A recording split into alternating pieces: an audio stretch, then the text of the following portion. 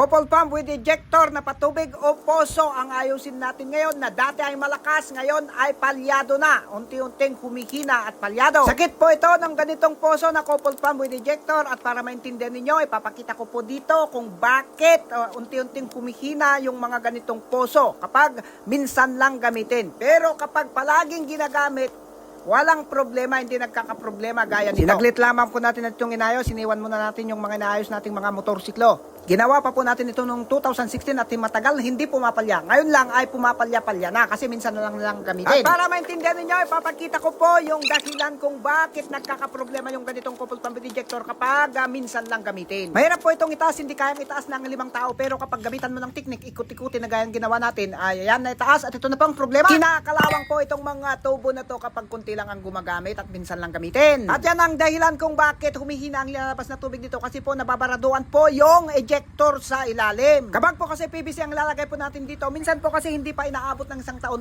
pumapalya na, nabipitak na po yung didos kasi mayroon po kasing pressure kapag couple pump ejector. At ito puro, grabe yung tubig na pundunod sa tangke, kalawang na. Galing po dito sa couple pump ejector. Wala po kasing tindang PPR dito sa amin at saka walang stainless na tubo. Para yun na lang sana ang ilagay natin para hindi na kalawangin. Okay naman po yung tubo, kaya lang sinakalawang kapag kunti lang ang gumagamit. Kaya subukan natin maghanap kung merong magtitinda ng stainless na tubo.